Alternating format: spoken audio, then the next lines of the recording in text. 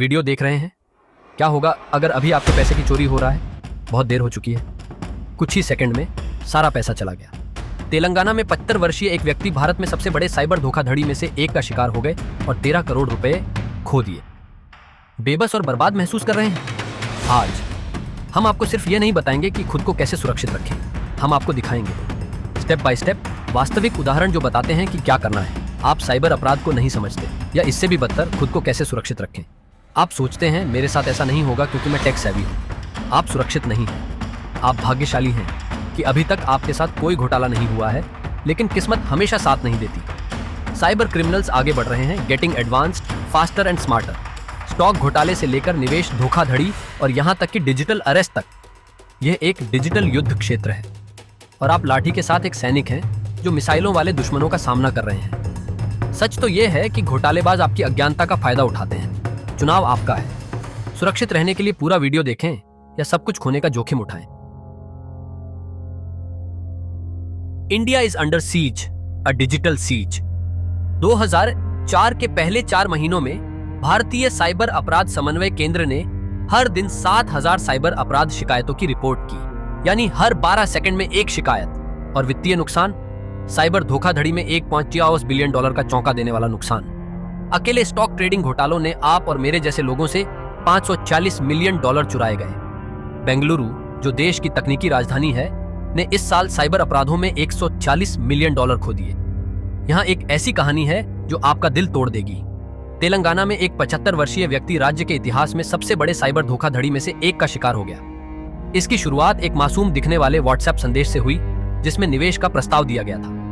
10 दिनों के भीतर उन्होंने बड़े मुनाफे के झूठे वादों के लालच में लगभग $5 लाख का निवेश किया था। अंत तक उन्होंने लगभग 13 करोड़ खो दिए, उनकी पूरी जिंदगी की बचत। कल्पना कीजिए कि इस आदमी को कितनी पीड़ा रही होगी। भारत में घोटाले अब अगले स्तर पर पहुंच गए हैं। यह अब कोई साधारण फोन कॉल या फिशिंग ईमेल नहीं है, यह कहीं ज्यादा भयानक है। आप किसी ऐसे व्यक्ति के साथ वीडियो कॉल पर हैं जो पुलिस होने का दावा कर रहा है। उनके हाथ में ऑफिशियल दिखने वाले दस्तावेज हैं। धमकी? आपने कोई अपराध किया है, मनी लॉन्ड्रिंग, साइबर धोखाधड़ी या इससे भी बुरा। वे कहते हैं कि अगर आप अभी पेमेंट नहीं करेंगे तो आपको गिरफ्तार कर लिया जाएगा। डिजिटल गिरफ्तारी घोटाले में आपका स्वागत है। यह धोखाधड़ी का नवीनतम रूप है जो पूरे भारत में फैल रहा है। अकेले कर्नाटक राज्य में पीड़ितों ने 2024 में $12.9 मिलियन खो दिए हैं। बेंगलुरु, सिर्फ 480 मामलों में $5 मिलियन से ज्यादा की ठगी हुई। उत्तर प्रदेश में 1200 से ज्यादा लोग इसके शिकार हुए और कुल मिलाकर $3 मिलियन से ज्यादा का नुकसान हुआ। यह संगठित है, परिष्कृत है। धोखेबाज असली कानून प्रवर्तन अधिकारी बनकर काम करते हैं। वे फर्जी पहचान पत्र दिखाते हैं, फर्जी पुलिस स्टेशन, फर्जी सरकारी मुहरे। वे डर का इस्तेमाल करते हैं और वे इसका अच्छा इस्तेमाल करते हैं। स्थिति इतनी गंभीर है कि भारत सरकार ने हाल ही में इस खास घोटाले के बारे में एक बयान जारी किया। यहां तक कि भारत के प्रधानमंत्री नरेंद्र मोदी को भी इस मामले में हस्तक्षेप करना पड़ा और उन्होंने एक वीडियो जारी करके लोगों को बताया कि भारत में डिजिटल अरेस्ट जैसा कोई कानून नहीं है। अब आप सोच रहे होंगे कि घोटालेबाज किस तरह से लोगों को निशाना बना पाते हैं। इसका जवाब है डेटा लीक। 2023 में खुद को PWN कहने वाले एक हैकर ने 815 मिलियन भारतीयों के रिकॉर्ड चुराने का दावा किया है। जी हां, 815 मिलियन। ये आपके आधार, पासपोर्ट विवरण, फोन नंबर और पते हैं, बस डार्क वेब पर मौजूद हैं। इसे और भी बदतर बनाने के लिए व्यक्तिगत डेटा को खुलेआम बेचा जा रहा है। एक व्यक्ति ने कथित तौर पर मुंबई में प्रॉपर्टी खरीदने या किराए पर लेने वाले लोगों का डेटा बेचकर 1.5 लाख कमाए। क्या आप इस पर यकीन कर सकते हैं? आपकी जिंदगी की निजता, आपकी जानकारी एक कप कॉफी की कीमत पर बेची जा रही है। यहाँ एक और समस्या है, हम इसके लिए तैयार नहीं हैं। हाल ही में हुए एक सर्वेक्षण से पता चला है कि 56% भारतीय व्यक्तिगत डेटा के मामले में अपने अधिकारों को नहीं जानते हैं और 27% को पता ही नहीं है कि वे अपने डेटा के इस्तेमाल के लिए सहमति वापस ले सकते हैं। हम आपके अधिकारों के बारे में बाद में और बात करेंगे, लेकिन जागरूकता की कमी का ही फायदा घोटालेबाज उठाते हैं। घोटाले में पैसे गंवाने का मतलब है अपने बच्चे की शिक्षा या अपने माता पिता के मेडिकल बिल का भुगतान न कर पाना। इससे भी बदतर यह है कि भारत साइबर अपराधों के लिए ग्लोबल हॉटस्पॉट बन रहा है। पहली बार बनाए गए विश्व साइबर अपराध सूचकांक में भारत दुनिया में 10वें स्थान पर है। हमारा देश अब इंडियन और विदेशी दोनों तरह के लोगों को निशाना बनाकर किए जाने वाले घोटालों के लिए बदनाम है। यह सिर्फ एक राष्ट्रीय समस्या नहीं है, यह वैश्विक मंच पर भारत की प्रतिष्ठा को नुकसान पहुंचा रहा है। एक और सवाल, क्या आप अनुमान लगा सकते हैं कि इस सूची में सबसे ऊपर कौन सा देश है? यह रशिया है। हम आपको साइबर अपराधियों के साथ युद्ध के लिए तैयार करने के लिए एक व्यावहारिक 10 कदम योजना देने जा रहे हैं। 1. क्लिक करने से पहले यूआरएल वेरीफाई करें। यूआरएल पे क्लिक करने से पहले चेक करें कि यूआरएल HTTPS से शुरू होता ही कि नहीं, क्योंकि HTTPS में S का मतलब सिक्योर है और वही अभी स्टैंडर्ड है। अब मान लीजिए कि कोई आपको launchpass.com जैसी वेबसाइट का लिंक आता है। सुनने में तो ये सही लगता है ना? लेकिन बात यह है कि साइबर अपराधी लगभग समान नामों वाली नकली वेबसाइट बनाते हैं, जैसे launchpass.in। अगर आप सावधान नहीं हैं तो आप गलत साइट पर जा सकते हैं और अपनी जानकारी स्कैमर्स के साथ शेयर कर सकते हैं। तरकीब ये है, हमेशा पहले गूगल पर वेबसाइट खोजें। गूगल के सर्च रिजल्ट्स आमतौर पर नकली वेबसाइट को फिल्टर कर देते हैं। अगर आपको एग्जैक्ट मैच नहीं मिलता है तो यह एक रेड फ्लैग है।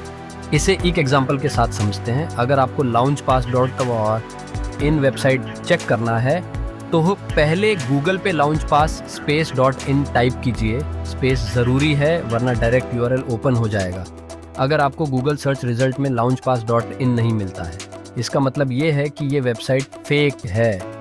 एक और टूल जो हम आपके साथ साझा करेंगे वह है वायरस टोटल, जो गूगल की एक सब्सिडियरी कंपनी के ओनरशिप में है, जहां आप बस वह यूआरएल एंटर कर सकते हैं जिसे आप वेरीफाई करना चाहते हैं। ये वेबसाइट विभिन्न सोर्सेस और एंटीवायरस एजेंसियों से परिणाम एकत्र करती है और आपको रिपोर्ट करती है कि यूआरएल सस्पिशियस है या नहीं। इसके अलावा यूआरएल में टाइपिंग मिस्टेक या अजीब अतिरिक्त शब्दों पर ध्यान दें। अगर ये सही नहीं लगता है तो शायद ये सही नहीं है। 2.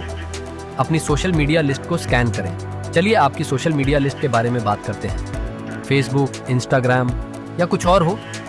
क्या आप अपनी फ्रेंड लिस्ट में सभी को जानते भी हैं? यहाँ एक डरावनी सच्चाई है। हैकर्स आपकी निजी तस्वीरों तक पहुंच सकते हैं, उन्हें बदल सकते हैं, आपको ब्लैकमेल कर सकते हैं, और यह आपके सोचने से कहीं ज्यादा बार हो रहा है। आज ही अपनी लिस्ट देखें। किसी ऐसे व्यक्ति को हटाएं जिसे आप नहीं जानते या जिस पर आपको भरोसा नहीं है। होशियार रहें, सावधानी से सोशल मीडिया यूज करें। 3. सस्पिकस ईमेल और कॉल से बचें। ईमेल या व्हाट्सएप के जरिए भेजे गए अजनबियों के अटैचमेंट पर क्लिक न करें या अज्ञात अंतर्राष्ट्रीय नंबरों से कॉल न उठाएं। हमेशा जांचें कि फोन नंबर +91 से शुरू होता है या नहीं, क्योंकि यह भारत का कंट्री कोड है।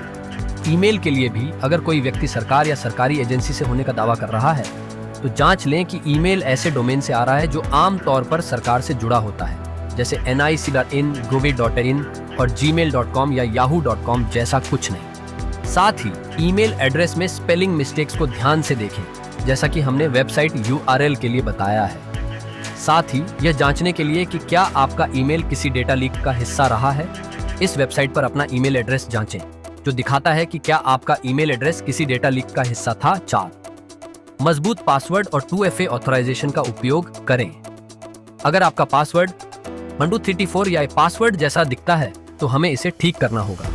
मजबूत पासवर्ड का उपयोग करें, अक्षरों, लेटर्स और सिंबल्स को मिलाएं।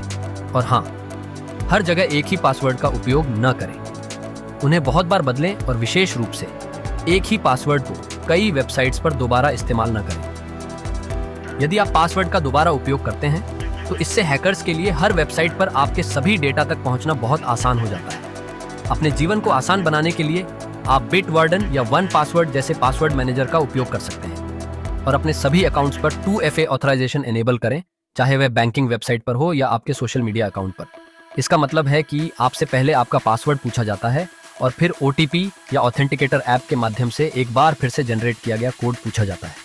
यह आपके दरवाजे पर दूसरे ताले की तरह है। 5. केवल ट्रस्टेड स्टोर्स से ही ऐप डाउनलोड करें। ऐप बहुत बढ़िया है, लेकिन उन्हें कहीं से भी डाउनलोड न करें। प्ले स्टोर या एप्पल के ऐप स्टोर जैसे ट्रस्टेड प्लेटफॉर्म से ही डाउनलोड करें। वे APK फाइल्स जो आपको ऑनलाइन मिलती हैं, हाँ, उनसे बचें। वे आपके फोन पर किसी पार्टी में वायरस को इनवाइट करने जैसा है। 6. कार्ड विवरण के साथ सावधान रहें। ऑनलाइन खरीदारी करते समय अपने कार्ड डिटेल्स को तब तक स्टोर न करें जब तक कि आपको वेबसाइट पर भरोसा न हो। नई वेबसाइट्स के लिए पहले ऑर्डर के लिए कैश ऑन डिलीवरी का उपयोग करें। 7. डिवाइस एक्सेस का अनुरोध करने वाले ऐप्स से सावधान रहें। कुछ ऐप्स ऐसी अनुमतियां मांगते हैं जिनकी उन्हें आवश्यकता नहीं होती। जैसे फ्लैशलाइट ऐप को आपके कॉन्टैक्ट्स की आवश्यकता क्यों है? अगर यह संदिग्ध लगता है तो शायद ऐसा ही है।